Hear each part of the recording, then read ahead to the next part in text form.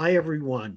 I want to welcome you on behalf of the Eastside Freedom Library and emphasize how pleased we are to have an ongoing collaboration with the Twin Cities Japanese American Citizens League, and that this has included the gift of their library to the Eastside Freedom Library. We're honored to be taking care of the books that they've collected and organized over many years, and we want to invite you to come and visit and use those books. We also want to invite you to join our mailing list. Go to our website, eastsidefreedomlibrary.org, and click on Get Involved, and you can sign up for our mailing list.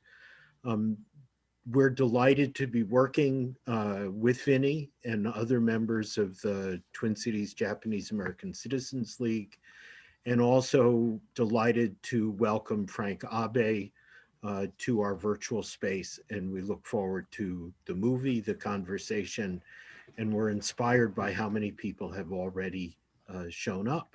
So thank you all very much. We look forward to a great program. Thank you, Vinny. Thank you, Peter. And thank you to the Eastside Freedom Library for helping with the technical side of this event, and everyone on the Twin Cities JACL Education Committee for pulling the whole event together.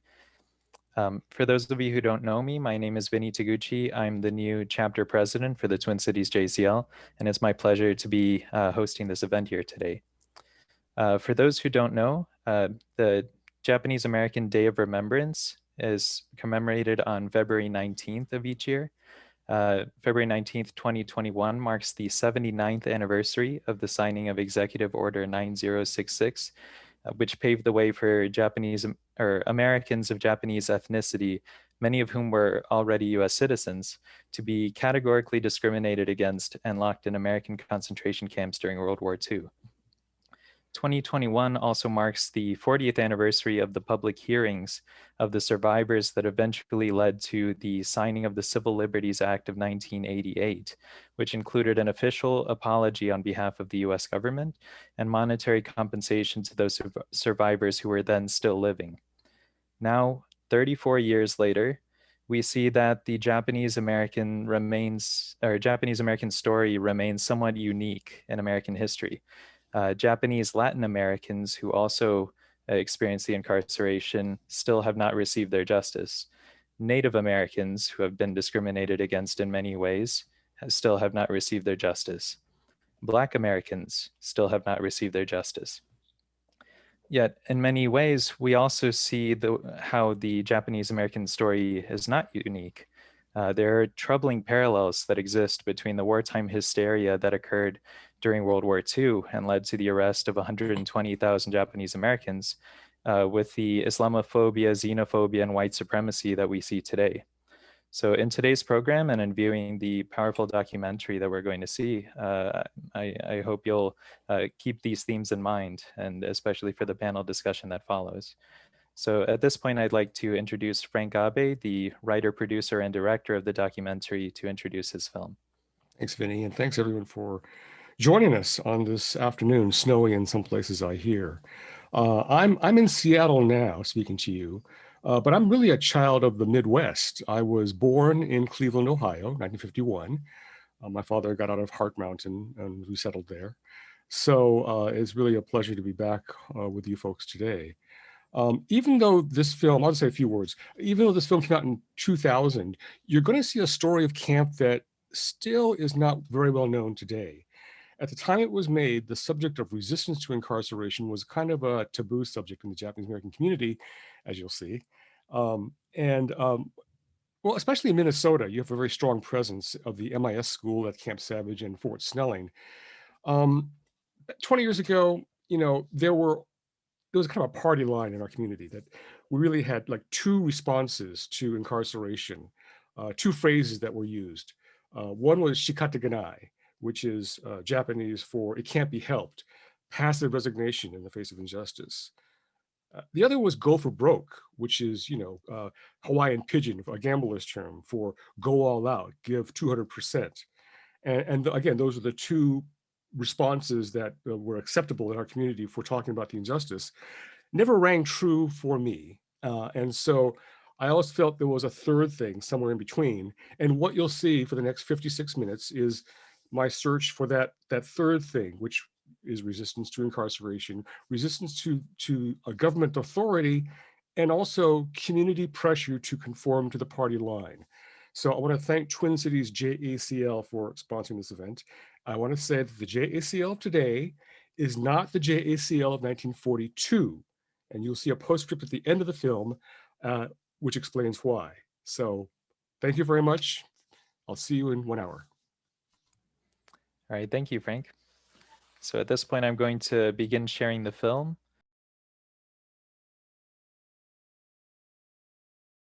All right, thank you very much. Thank you, Frank, for sharing such a powerful film with all of us.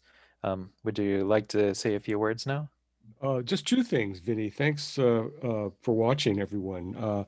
Always worried when I watch with a new audience, will it still hold up? But unfortunately, every time I watch it, there's always a new context, a new reality we face in the U.S., at this moment. So I'm sure we'll come to discuss that. Just 2 points I want to make. Younger viewers, younger members of JACL, Twin Cities JACL, thank you for sponsoring this. And you saw this is your legacy of the JACL of the wartime. Again, JACL today is not the JACL of 1942. You saw the apology, which they made after we finished production of the film. The second point is a point later in the second half about the resettlement. When the WRA released or resettled incarcerees in the camps when they closed in 1944-45, your presence in the Twin Cities and my birth in Cleveland, Ohio is very much, oh, thank you for your comments, by the way. I see the comments there.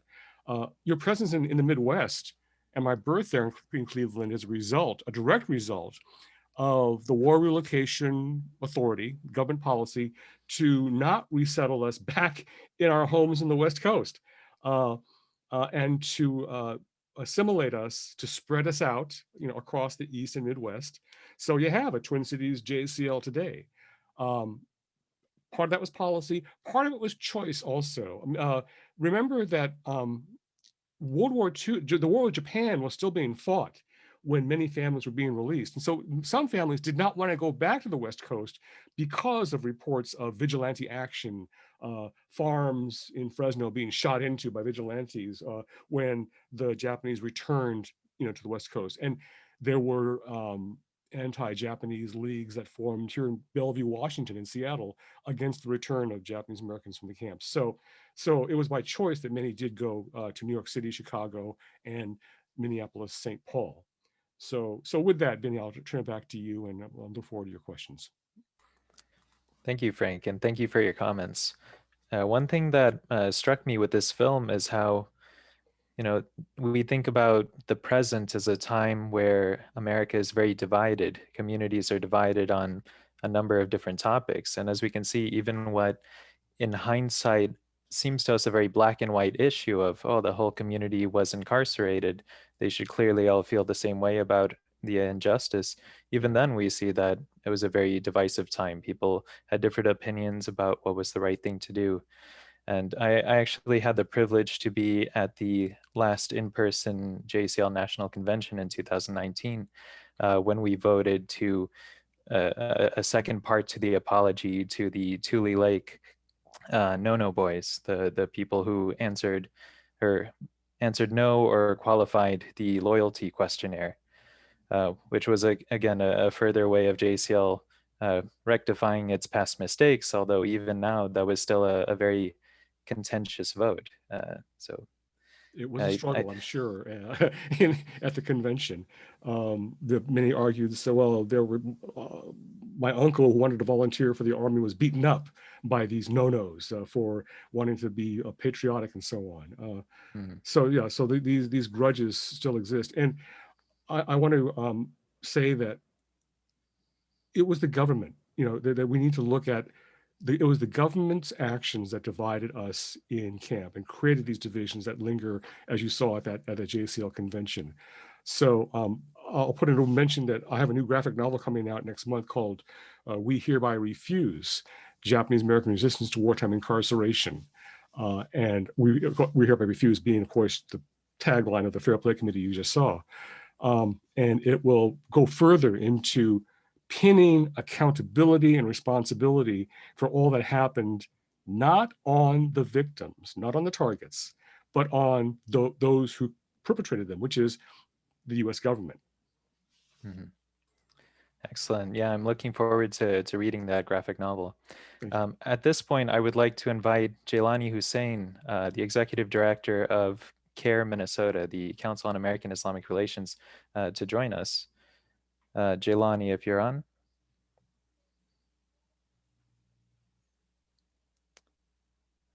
I see that he's with us on the call. Hopefully he's able to turn his camera and microphone on soon. I believe Jaylani is actually joining us from outside of the country. He had to attend to a family emergency, but he still wanted to participate in the event. To answer your Anne's question about can you hear the songs they sung in prison, yeah, on the DVD, there's a second disc of extras, and the actor Mako sings those songs for us, and they're on the DVD there, and he tells the story of how we found a scrap of paper in one resistor's wallet, the Song of Cheyenne that was written in katakana, and we got the words from the Song of Cheyenne composed by the guys in jail, and Mako recognized the meter in that poem as a Hawaiian plantation work song, the Hora Hora Bushi. So Mako put the words of this poem to the Hora Hora Bushi and sings it in the film for us. I'll send you a link to the webpage showing at least the poem. Excellent, thank you. And there are also some requests of how to get the DVD. So if you're able to share that information. Sure. Thank you. So Jaylani, whenever you're ready, if you can please join us. Otherwise, in the meantime, I would like to invite our other panelists, Haruka Yukioka and Ismahan Ali, and we can begin the conversation on how we each relate to this story from our own perspectives and experiences. And Jaylani, you're welcome to join the discussion as soon as you're able to. So yeah, if I don't know, would you each like to introduce yourself quickly? Sure. Do you want to? Okay. My name is Haruka. My pronouns are they, them, theirs. I am a Shin Nisei, which for folks who are not familiar with that term means that my parents immigrated to the United States after the Immigration Act of 1965. I'm a student at the University of Minnesota studying music education, Asian American studies, and racial justice in urban schooling. And I serve as the 2020-2021 External Vice President of the Asian American Student Union at the University of Minnesota. I'm also a member of the JACL, but I'm here on behalf of ASU today. And I have the great pleasure of working with Ismahan Ali from El Medina Cultural Center. And so please introduce yourself. Thank you for the introduction, Haruka. Hi, everyone. My name is Ismahan. I am a senior here at the University of Minnesota. I'm also part of the El Medina Cultural Center, as Haruka mentioned, which is a student group on campus that seeks to kind of unify the different cultures of Islam. And so I just want to kind of give a quick thank you to you guys for reaching out to us and asking us to kind of share the spotlight on your day of remembrance. It's an honor to be here. And I see Jaylani here has joined the call, so he can introduce himself. Yes, excellent timing. Yes, thank you for having this program and for inviting us to be part of it. This is Jaylani Hussein, the Executive Director of CAIR Minnesota. I'm really glad to be part of this program, part of supporting the Japanese American citizenship. Thank you all for being here today. Yeah. So as I mentioned in the introduction, even though this is, this history has aged a little bit, we still see that its relevance has not gone away today. And I wonder if each of you could reflect on the legacy that you see of this history, either in your personal experience, in your community experience, or however else this history of the incarceration by the government you see in your lives today. You can go in any order that you feel comfortable with.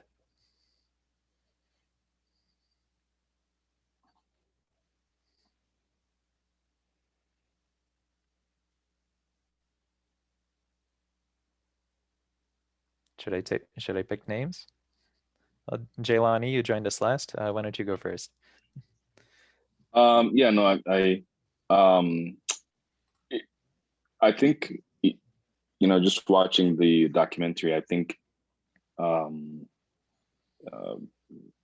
it seems that we have to really understand history, because unfortunately we are doomed to repeat it if we don't. I think just looking back, just most recently with the Trump administration, but just even before that, and specifically the policies enacted after September 11 that impacted Muslims particularly and other minorities, really has drawn similar parallels of history toward creating similar policies. I know the Muslim community has faced a lot of this, and particularly around the continued pressure to constantly condemn violence committed by individuals, and to also create this kind of process of trying to prove our Americanism and our ability to fight against evil to some extent. And you can kind of see much of that kind of culminating to the first year of President Trump, when he ran for office. One of the things he ran for was to stop Muslims from coming into the United States, a policy that clearly was religious, profiling, and contrary to our United States Constitution, Establishment Clause. And then it was a policy for the entire 4 years of this president to deny Muslims from certain countries from coming into the United States, which sadly the United States Supreme Court sided with President Trump on that policy. Again, the same policy focusing on security as a way to undermine our Constitution. And there are so many people who even within the Muslim community, who are willing to accept some of these, policies that contrary to the United States Constitution. And we saw, not only how important it was to reverse this with now President Biden reversing this order within the hours of becoming a president, but again, to show that, this can happen and this can continue to happen unless we do something about it. And the division that it also caused within the Muslim community, those who supported policies like the countering violence extremism, which kind of came out of the same mindset that the entire community was somehow a suspect community, and not actually going after credible threat, and the constant engagement that Muslims have to always condemn. So yeah, just the two things, the how it impacted the community, how it kind of forced the division within the community, but also just how the entire Constitution was stamped across, and it did not, it was suspended from our community, while other people clearly saw that it was problematic. But unfortunately, many people did not, and also similar policies under President Obama's administration, which again, majority Democrats did not see as problematic. One of the things I remember, even after President Obama left, was hearing Hillary Clinton running on campaign, talking about we have to really work with Muslims, because if we don't, somehow we know, who the terrorists are to some extent. So, and that's the kind of language that eventually developed the pathway for Trump to announce such a horrific policy, then enact on it, and then the Supreme Court to side with it. Now, obviously, that policy is over with, but the impact that it had on our community is still there. There are many people who took money to try to plan and develop those programs like countering violence extremism. As soon as President Trump was elected, many of them stopped. but they were planning to do those policies under the Obama administration. So a lot of similarities, and a lot of the same practices, the same type of excuses that were used, the same type of thinking about proving ourselves to be more American than we are, some sort of a test that we have to go through. So it's sad, but I think it's a reality that we have to really constantly be aware of history and really fight to not let it repeat. Thank you, Jaylani. Would anyone else like to reflect or respond to that? And by the way, this can be a very natural, organic conversation. Please feel free to respond to each other and ask each other questions. I'm here to kind of keep things going and asking questions and pose audience questions. But if I don't say anything else for the rest of the program, that's also an excellent conversation.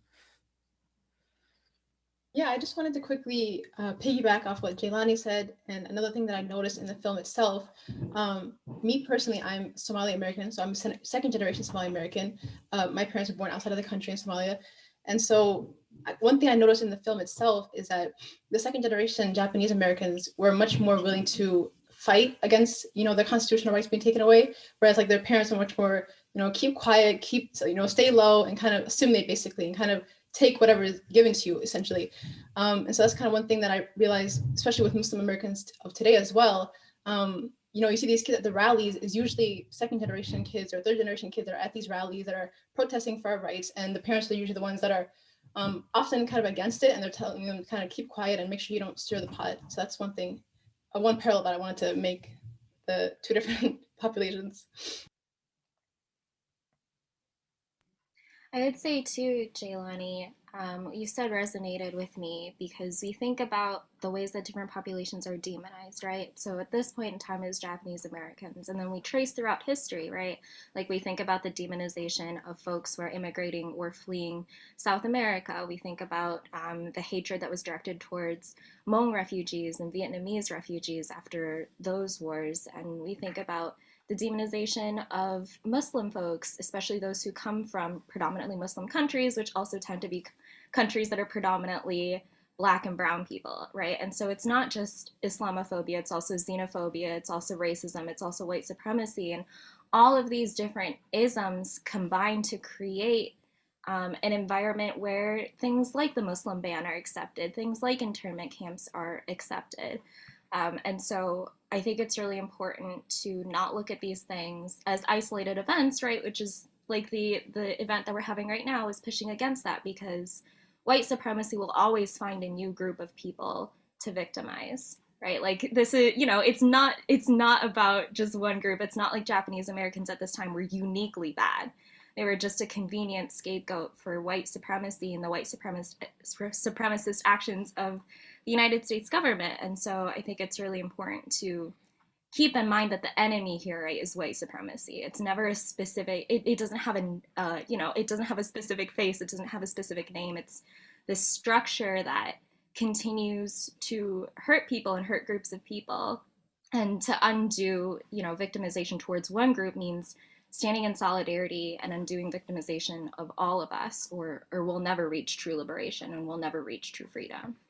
That's a good point, Haruka. One thing we couldn't do in the film was fully explain the background of anti-Asian legislation before the war, the history of exclusion, Asian Exclusion Act, Japanese Exclusion Act, and the Native Sons of the Golden West, and the economic aspect of wanting to take the land of the Japanese farmers. And so you have the Japanese attack on Pearl Harbor being a trigger or an inciting incident that kind of unleashes all of this pent-up hostility against the Japanese in America. So the eviction and incarceration couldn't really have happened without the background of all that hostility. And Ismahan, the point you made about the parents, one distinction is that the Japanese immigrants in 1920s, 1930s, and 1940 were, because of the Japanese Exclusion Act, they were banned or barred from naturalized U.S. citizenship. So whereas immigrants, today although the process is all backed up and clogged. But the Japanese immigrants, the Issei, could not become naturalized U.S. citizens. That didn't happen until the early 1950s. So that was why only the Nisei could speak up as American citizens, because they had naturalized birthright citizenship. The parents did not. I think those are really good points, Frank, and just the similarities, particularly around security and war, almost is the slippery slope for excuse for suspending the Constitution or not applying the Constitution. I think that's a big part of that that idea of what Haruka was mentioning about who is an American, right? Who is more loyal to America, and this is something that has been pinned against immigrants even when they become citizens and their children. It's a sense of like almost denial of their heritage, of where their parents came from. You celebrate Irish Americans without a question, or Italian American. Now, I'm not saying that there were not challenges, but when it comes to the Germans, to some extent, or German Americans, and right, you're here, you are at World War II, where German Americans are a central core, a focus point of the war, and Japanese Americans are the ones treated because of, again, this element of this whiteness that is played historically very well in the struggle, and anyone who's not white in the United States doesn't get asked a question about their loyalty. I mean, think about President Trump's wife, Melania, who abused the visa process to come into the United States, right? But at the same time, no one, even during this time, when we talk about immigration in the United States or immigrants, Melania doesn't come into the picture. No. It's Latinos that come into the picture. It's people who are minority that come into the picture, not recognizing how many white people who come into this country who are immigrants, one form or the other. And that still is there, right? And we're very fragile as a society. And I think January 6th is a great example of that. The clear difference of treatment when white people become angry and commit heinous acts. We're not going right now and creating an internment camps for them, or starting to figure out their loyalty and testing their loyalty to make sure anyone who did such thing or someone in it could potentially be. I mean, what took place on January 6th was a threat to national security, right? They were trying to topple over our government, right? This is what was apparently the untold story of why people needed to be put into internment camps, because they're against the United States Constitution. All these elected politicians who swore unto the Bible about protecting the United States Constitution from enemies, foreign or domestic, right? And so again, I think that's a really good point that Haruka mentioned, and I think that's an essence of why a lot of these issues are there, and we can slip in very easily because white people get excused for committing crimes because there's a pathetic way of responding and seeing and saying, well, it's not everybody, right? It's logically easy to say it's not everybody, but when it comes to minorities, they're all guilty if one of them is guilty. Going back to World War II, there was a very active German-American Bund on the East Coast. I mean, you had rallies for Hitler, that Charles Lindbergh attended, as we know, on the East Coast. But yet, so that you had a handful of German Americans and Italian Americans who were arrested and interned in some detention camps. But it was for cause. They had acted, they had done something. And the distinction is, on the West Coast, the government rounded up all persons of Japanese ancestry, not for cause, not for actions, and not even for thought, but just because of race.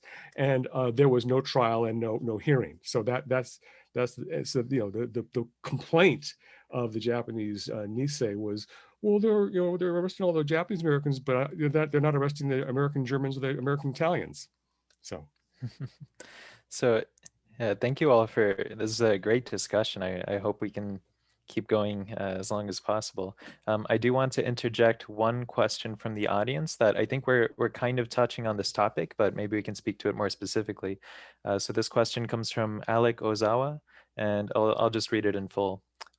In learning about the political and social divides in the JA community around military enlistment, it feels apparent that the white supremacy ideologies had a fundamental role in how people must prove their Americanism.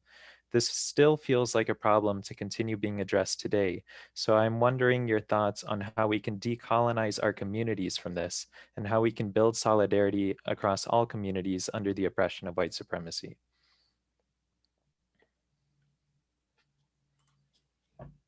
I'd like to hear from the students on this.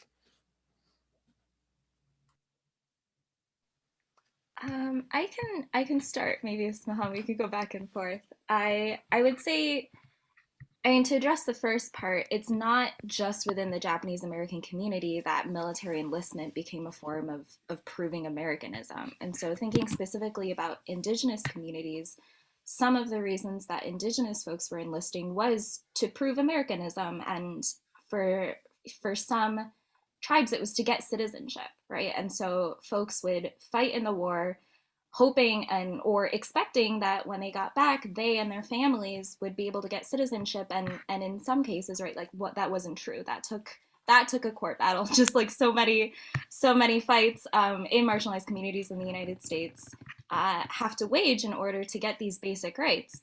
And so I think that it's really difficult to say, like these are the steps you're going to take in order to establish solidarity. But I think it starts with recognizing who the enemy is, right? Or like what ideology the enemy is. So often it's easy to point fingers, to look at the people who are fighting for the same scraps as your community and say, these people are the reason that we're not getting what we need, when really the issue is, why are there scraps to begin with, right? Like, why are there so few resources to begin with that so many communities are fighting for?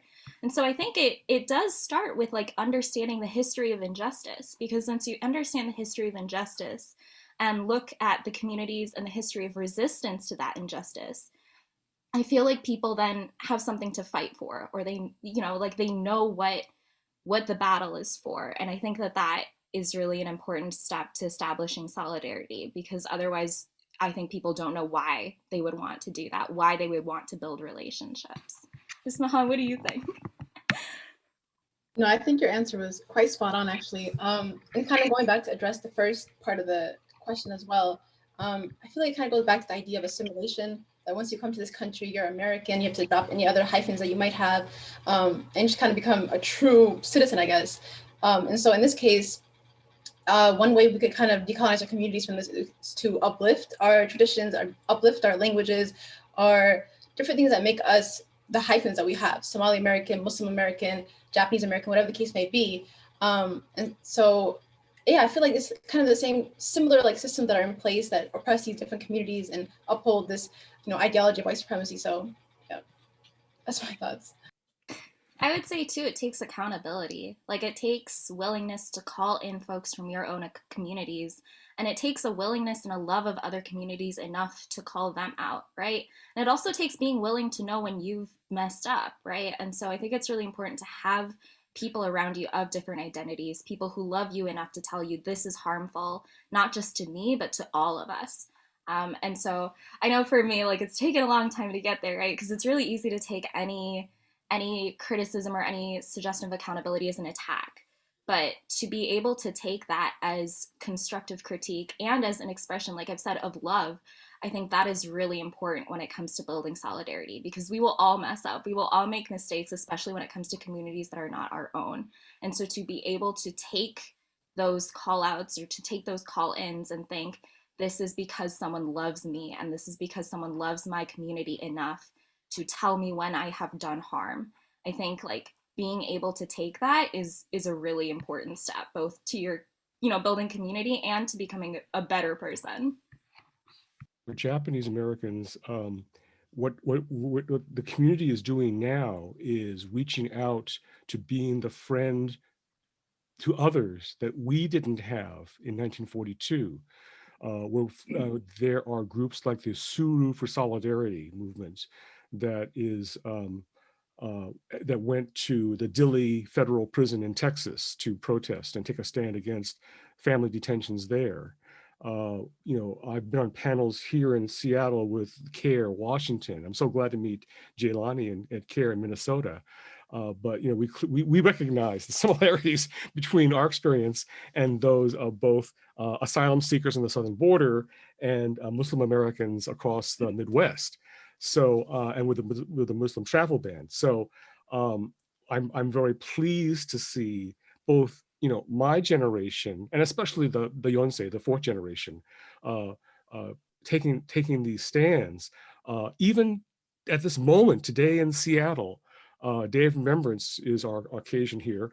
For Day of Remembrance in Seattle, the Suru movement is doing a car caravan from the Puyallup Fairgrounds, our hometown concentration camp, to the GEO group, ICE private prison, the Northwest Detention Center in Tacoma.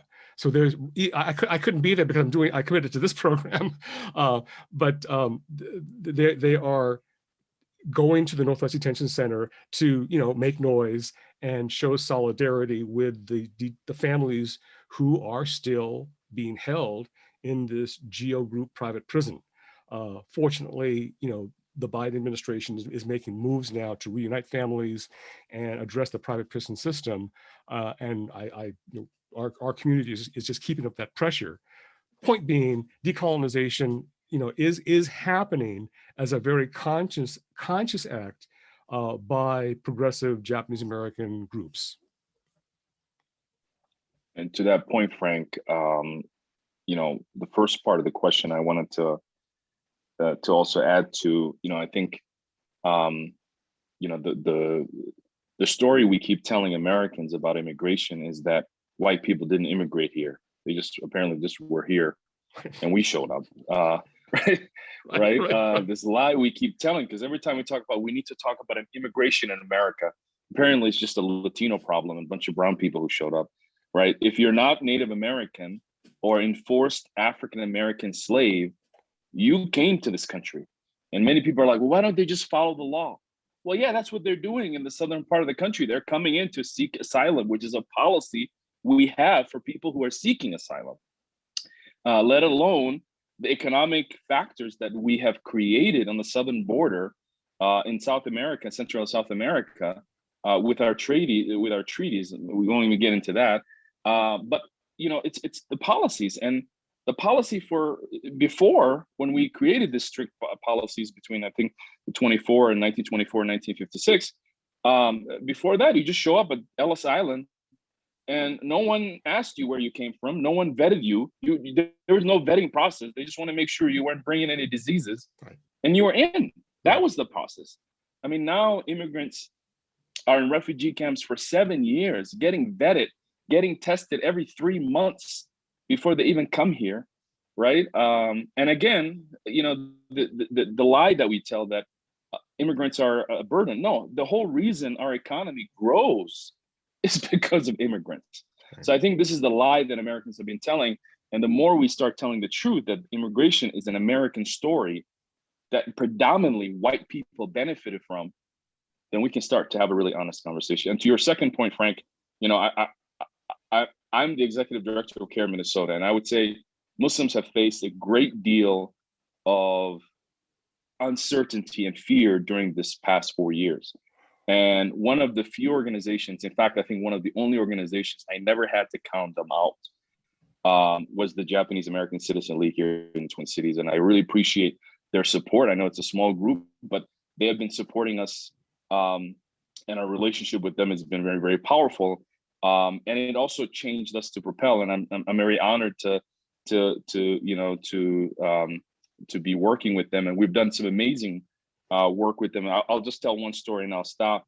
We went to St. Cloud, Minnesota. Many people in Minnesota will know what that city is. And it's city that has had racial tensions for a very long time against Asian Americans, against Jewish Americans, and now Muslim Americans. And we had an event there. I think Sally's, I think, watching us. She might remember. Maybe I'll bring some PTS from that event. And Dr. Yoshi, who was part of that. And at that event, it was an event to remember, the historical parallels that we were seeing. And at this crowd, while people were listening to this program, some of these people came, which we were hoping for them to see the parallels. And so this woman in the crowd gets up and gets there and apologizes to Sally Sudo, a survivor, and says, "I'm sorry that the United States did this and we should have never done this." And then the same breath looks at me, pretty much declares that I'm a terrorist. And this was just completely mind-boggling, but it shows the reality that people have not learned from history.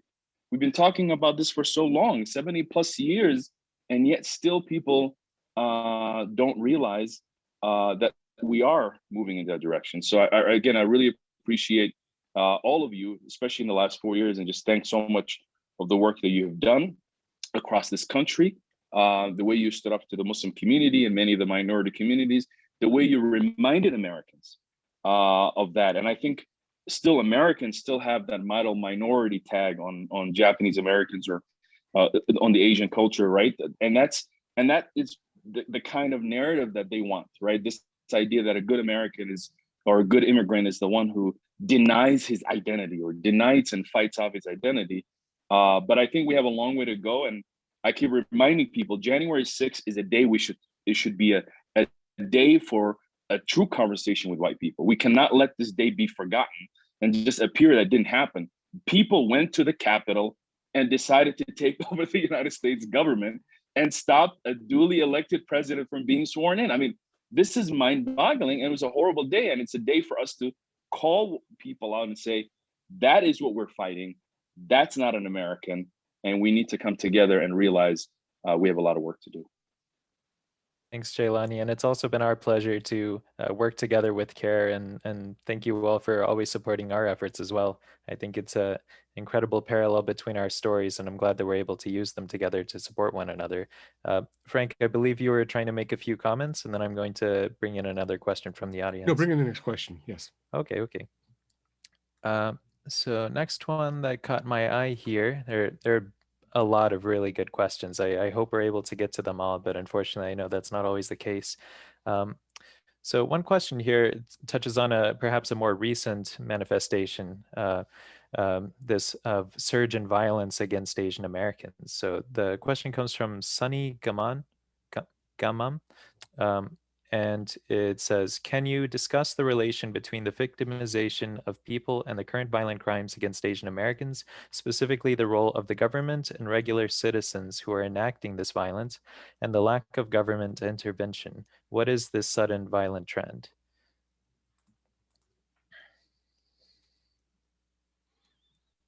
Well, I mean, clearly it was the past administration that promoted anti-Asian demonization, China virus and so on. So we need look no further than that.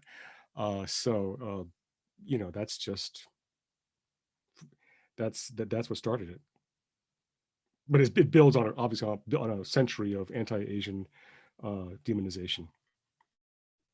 And what can the government do about it? I mean, that's a trickier problem. It's more cultural and systemic. It's not, hate crime legislation can only go so far. What do the students think?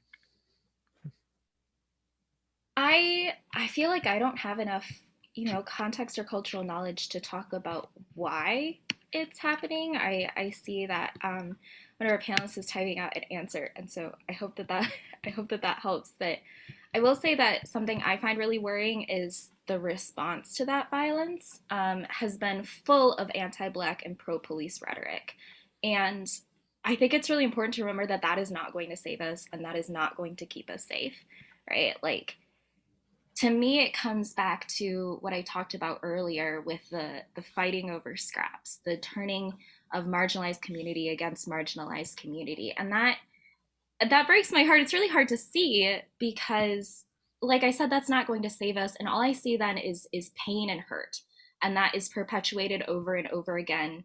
And now it's not white supremacy doing that, it's us, right? Like we are enacting this violence against each other. We are the tools of white supremacy, and we're being used. And I think that that is really important to keep in mind, that us appealing to our oppressors is not going to keep people safe. And I think it's really hard because many of the people being victimized are elderly Asian folks. They're immigrants. And so when people see those videos, they see their grandparents, they see their great grandparents, they see people who truly are vulnerable and cannot defend themselves. And so I've seen some really inspiring solidarity. There's a group where one of the cities where a lot of violence has been taking place, it's a multiracial coalition of younger folks who are offering to walk elderly Asian folks if they don't feel safe going by themselves. And so that's one example, I think, of a way that we can push back against that violence. I think too, like publicizing these along with the message that we cannot respond to this with anti-Black and pro-police rhetoric is also really important. In Minnesota, I think we're lucky to have not seen those super highly publicized acts of like overt violence yet. And so what we can do, I think, here is like amplify those messages and share the stories of activists like Yuri Kochiyama, who was someone who was interned during World War II and then formed a really strong relationship with Malcolm X and was a really like vocal member of Black Power movements, like looking at examples of solidarity and understanding, right, who the real oppressor is, who the real source of this hate is, I think is really important if we're going to stop this violence in a way that is conducive to the healing of our communities rather than facilitating further division.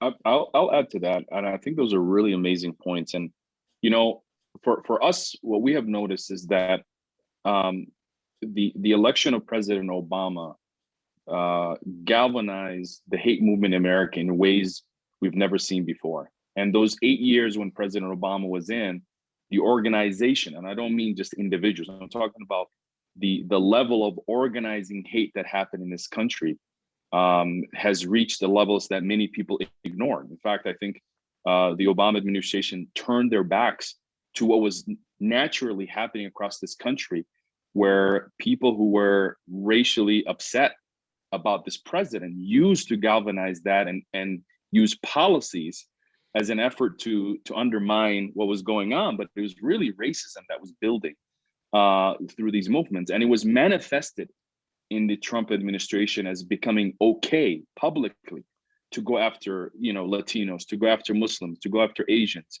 And we're seeing the surgence of anti-Semitism to the point of, you know, the shootings and the bombings against Jewish synagogues and community members. And so, and this is a dangerous conversation we're having right now. And I keep reminding January 6th, but since we've had this incident, all of the attention has been focused on the least threat, which is from these militia groups, where the actual true threat is coming from individuals, small groups across this country who are perpetuating lies on social media to continue to unheave this hate movement in this country, which at any moment can turn on any minorities. And it's a dangerous combination. And now with the COVID, you know, it almost, I feel like, accelerated it a little bit, because now people who are upset about government shutdowns and people wearing masks are now also lynching on to this movement that has been built across the last 12 years. So it is not these boogaloos and white supremacist militias that are the real threat. It's the secretary sitting next to you that is sharing some fake story that some Russian, soldier is putting out, that is then, turning some other person to start hating. And so, and you're right, Frank. It's not the government. It's not going to be the government only, and it's not going to be policing it, right? It's going to be real people in this country to have real conversations and to check a lot of Americans who maybe have real pain and real issues to address, but are masking it to hate minorities and to hate other Americans.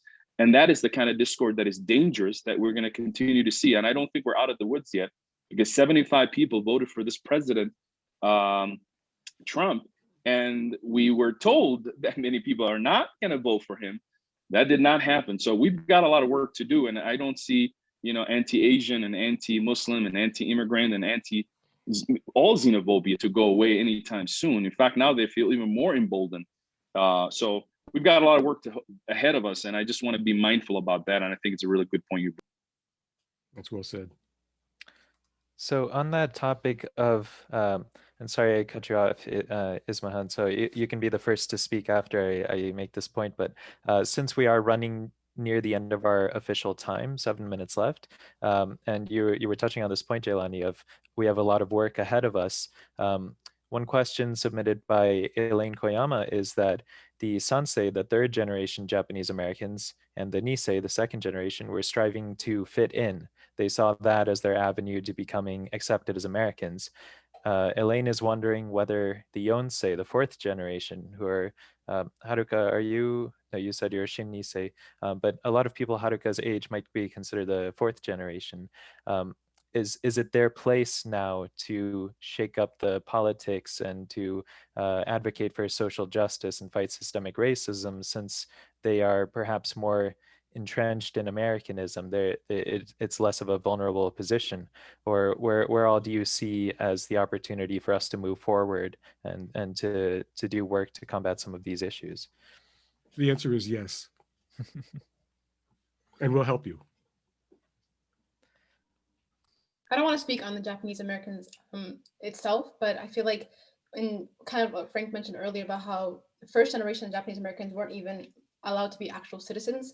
And so I feel like as the generations keep going on and as our citizenship is more solidified, I guess, of, other immigrants, it might be, I feel like the second generation, I guess, could be more so establishing our roots and kind of assimilating, I guess, whatever. Whereas like the third or fourth generation kind of help bring back our hyphens and our other things that we have, allow us to, I guess, with the question asked, like fight against these systems of power and kind of work together as well. I feel like one thing that Haruka mentioned earlier was how we have a lot of like inter-BIPOC generational fighting that we have amongst different BIPOC communities. And so in particular, with like the Black Lives Matter movement as well, we see a lot of Asian and other brown communities that are a little bit mad at the Black Lives Matter movement and how hyper visible it is. But I feel like it's also a tool of the mass media as well. Like when you hear, BLM, BLM, BLM all the time, and then they silence all these hate crimes that are happening against Asian Americans, they feel kind of, I don't know what the word is, but you feel kind of like a chip on the shoulder, like, why are we not in this media as well? Why are we not as vocal or, being broadcasted to the media as well? And so one thing I feel like we have to focus on is sharpening our tools to fight against oppression together, rather than using the BLM movement or other movements that have been working to step on each other. So, yeah.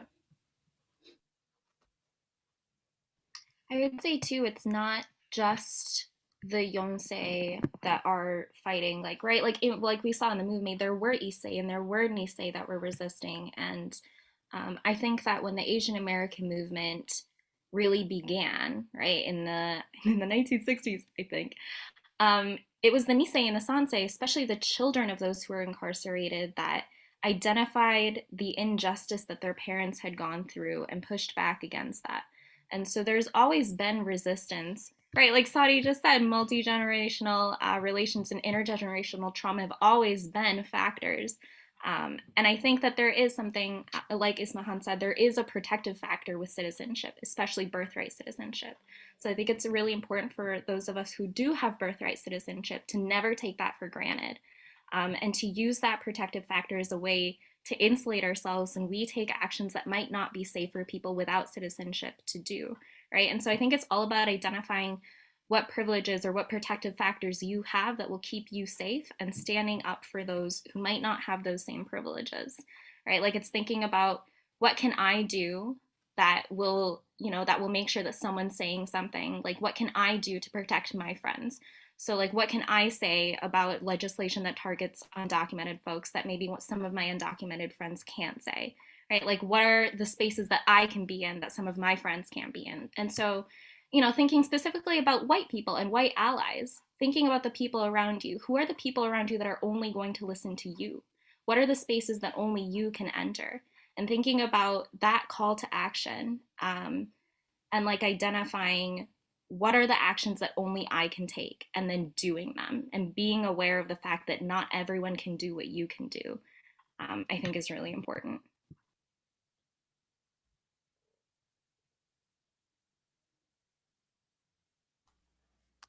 Thank you all. Yeah, so as we're coming to the end of our official time, I want to thank everyone who joined us here today. I know that there's still a lot of questions people have. I feel that there's a lot of energy on the panel to continue talking. So I think some of the panelists have indicated that they might be able to stick on a few minutes. So maybe we'll keep talking a few minutes longer, but if you have to go, we understand. This event is being recorded, and everything except for the documentary, which is copywritten, will be available in that recording that will be posted online. You can, of course, purchase a copy of the documentary if you like, and Frank has shared that link. If you would like to find out more information about future events or get involved with any of the groups here today in some way, I sent it to the panelists, but I'm putting here in the chat how you can sign up for our email list or reach out to us directly if you would like to be connected with someone in particular. At this point, I'm going to try something pretty bold. Since we have 79 participants, but I'm going to try to give people the ability to unmute if they would like to join our conversation and speak directly to people. If that becomes too chaotic, I'll just take it away, but we'll give it a go. So where is that? I'll just say that the documentary is also on Amazon Prime if you want to watch it there too.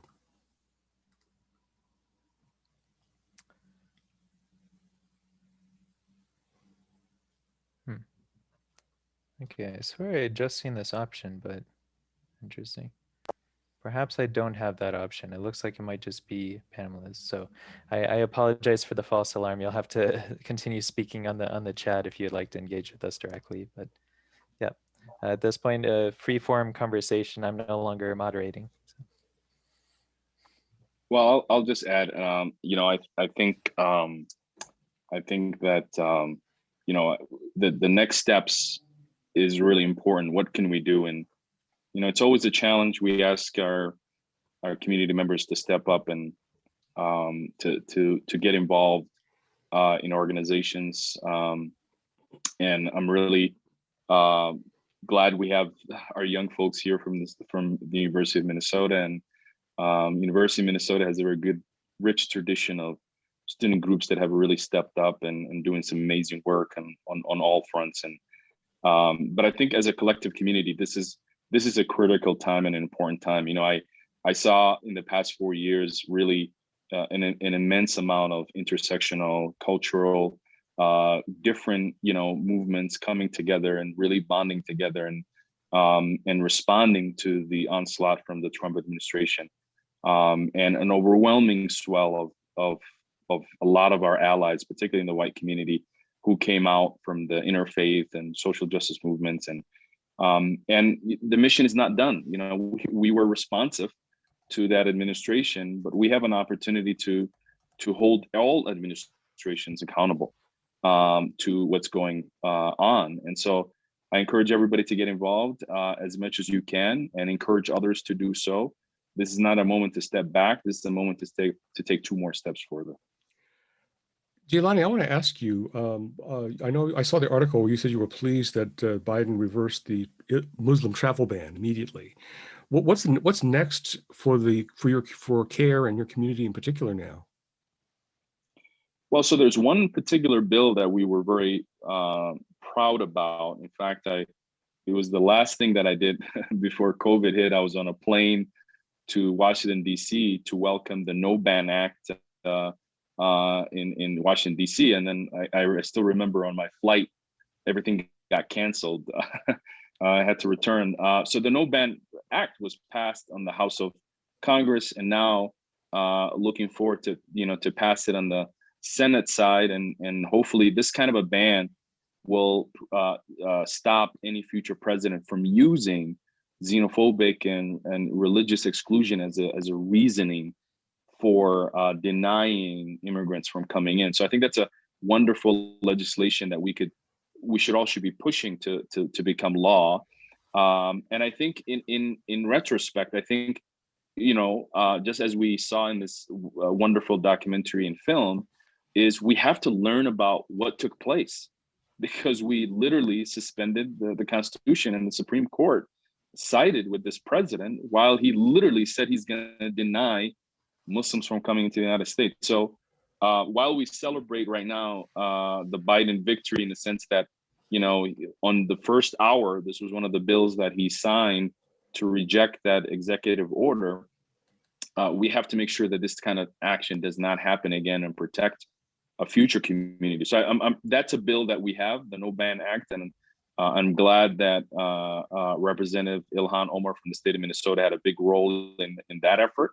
And I think her story is a very powerful story to project. But at the same time, I really think that,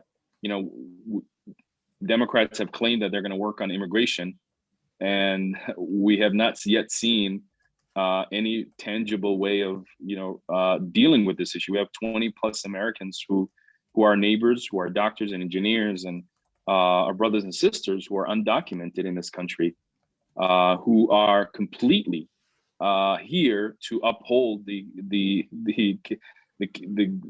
corporate greed that we live in today, who are completely benefiting from this population without really representation. It's taxation without representation. These people pay taxes. They've been here. Their children are United States citizens, right? And so I think, to a shorter extent, we've just got to work together and be intersectional and continue to fight and make sure that this doesn't happen again.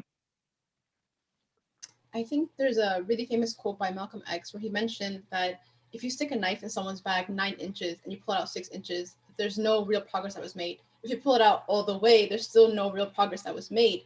And so drawing parallels to the Muslim ban in particular, that was kind of like the knife 9 inches deep. And so removing it is kind of removing the knife altogether, and no real progress has been made. Real progress is going to be made when this no ban that Jaylani is pushing for is allowing the wound itself to heal. So I think that's another kind of reason why we can't necessarily become complacent, because the same systems or the same legislation that Trump used to push this Muslim ban rhetoric to begin with are the same ones that Biden can use tomorrow to do so. So yeah. Yeah, and they did. I mean, Biden and Obama used the same logic that was used to intern Japanese Americans, was used to create the Countering Violence Extremism program, right? And it was interesting. I was watching in 2015 a summit in the White House where they were talking about the threat of terrorism. And there was a tiny squiggly line on the bottom of a chart that they were talking about, saying this is the threat that comes from the Muslim community. And the largest threat, this huge line that goes up to the top of the chart, was white supremacy and white domestic terrorists. There was no conference for them. There was no White House summit to address domestic terrorism and in fact, since September 11, all of the threat and all of the crimes committed and terror have been coming from domestic terrorists, right? And so, again, these were Democrats who were talking like this, right? So you're right. We haven't made progress. We just stopped something. And I think that's the problem we've had for so long in the progressive movement. Progressive movement almost does not sound like they have no progress. And, we have to start talking about what we want. And I'm tired of chanting what we don't want. Right? Right. We have to start talking about what we want and what kind of a America we want to build for our children. And I love that Dr. King never talked about what he didn't want. He really gave us a dream of what could be, and we need to get that dream, and we need to get people around that, and we need to build that and fight for that, rather than always be in the responsive and reactive role. So what more do you want, Giovanni? I want liberation and freedom. All right. I want America to lead the nation in the world toward peace, instead of exporting violence on our own cities through police brutality and through our military strength to cause havoc everywhere else in the world. We value violence over peace. We spend more money toward building nuclear armaments, Yes. right? And what does that tell us? That we as Americans have valued violence, and then when violence happens back to us, we claim somehow, this shouldn't happen to us. If you perpetuate violence all over the world, that's going to come perpetuating right back to us. Most of the refugees and immigrants, they're not here because they left their country. Like myself, I didn't leave Somalia because Somalia was in a better situation. My country was a political football between Russia and the United States during the Cold War. And my country was used as a proxy war because the United States had this little peace deal with Russia, but they could fight Russia in other land, and they did that. And they turned my neighboring Somalia's neighbor, Ethiopia. And in fact, my grandfather was killed shortly after in Somalia due to that foreign policy by the United States. And in 1990, our central government in Somalia collapsed, and I became a refugee.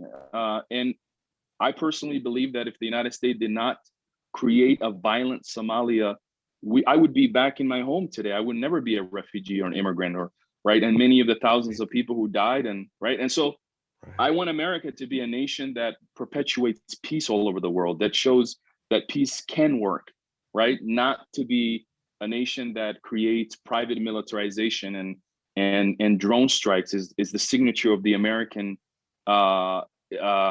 extension. We don't, and that's the thing about America. I think for far too long, Americans have looked in the mirror and claimed problems everywhere, but not here in the United States, right? We continue to perpetuate this idea that we are better than everybody else. In fact, it is our tax dollars that killed George Floyd in Minneapolis.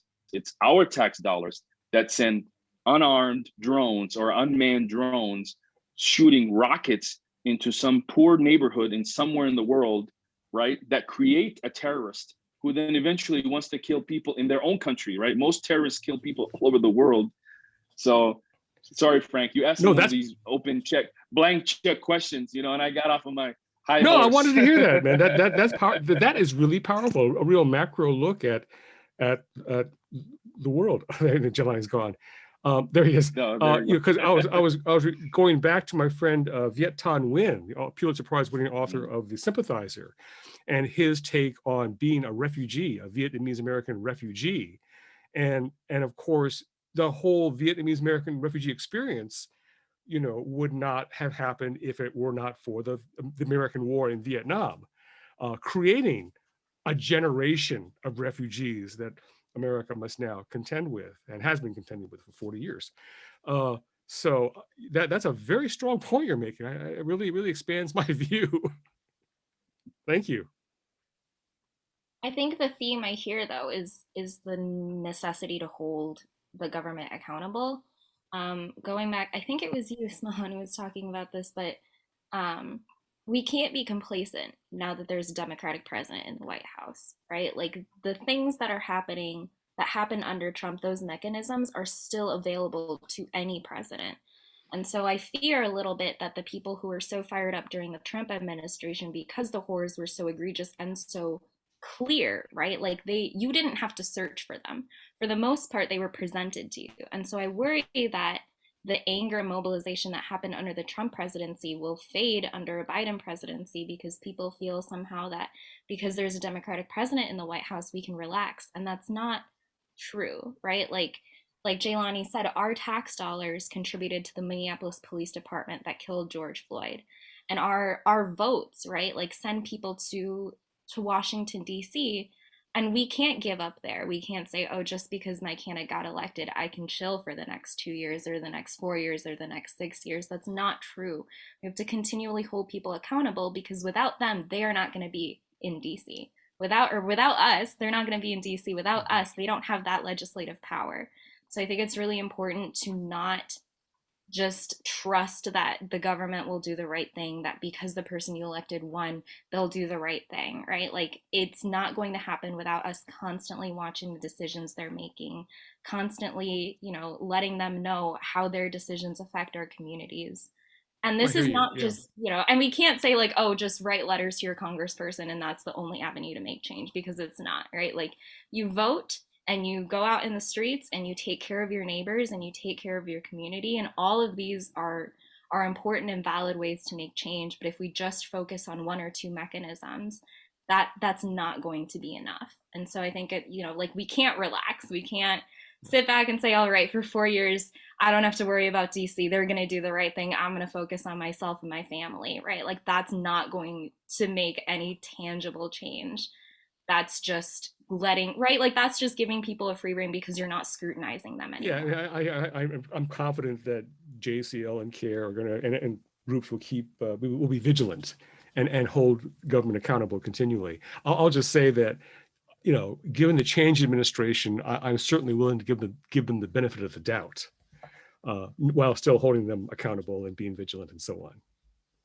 I mean, I just feel a little more sanguine. And also, I think Democrats now don't have excuses. I've seen this in other years where, Democrats have been extremely vocal when they don't have power, but when they do have power, they seem to be moving with a snail pace on important issues. And so that's why I think Haruka is mentioning is that not only vigilant, but we really make sure that pressure is on. And I think there's a lot of people who are tired from the 4 years and want to take a break, but this is the moment to get to the finish line, and we need to do that. At the same time, I think evident of the pressure that we saw in the past 4 years was immediately felt, because it wasn't I don't think a Democratic president has done that before, where within the first hours signed an executive order, a bunch of executive orders that really, exemplified some of the needs that the community had. I mean, that was impressive to have Biden within the first hour. I mean, I don't even think he was literally sat down and the bills were ready to sign for him to move on that. I think that's a testament of the victory of the people and the mass mobilization that we saw. But I think there's just too much money in politics, and we see that. But we also see too much power, that the community can come together, and Georgia was a great example of that, where for far too long, people who've been counted out from voting and taking part into the system, when they do vote, when you can have a transformative change in places you don't expect. Right now Texas is going through a major challenge with what's the weather and that's been happening. But one thing I do want to make sure I like to project is that this is not a Democrat-Republican issue. This is an American issue.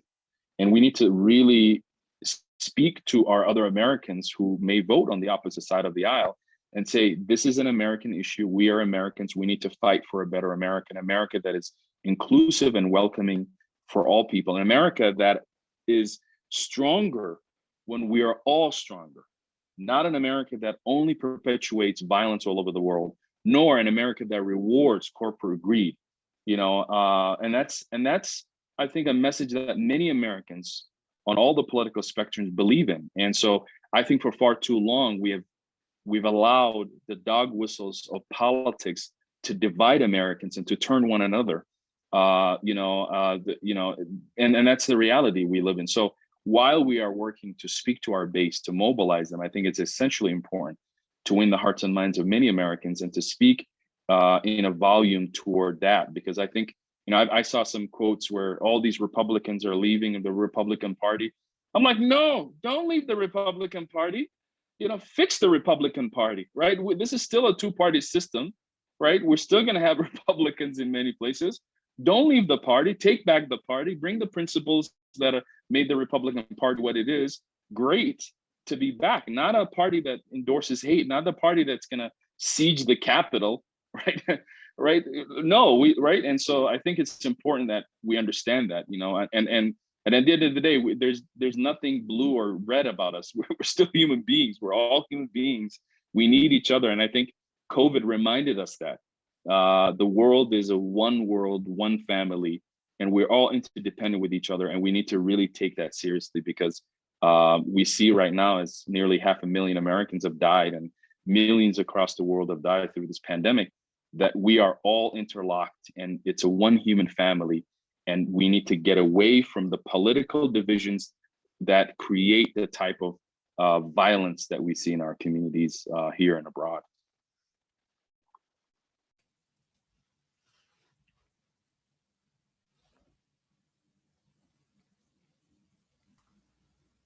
All right.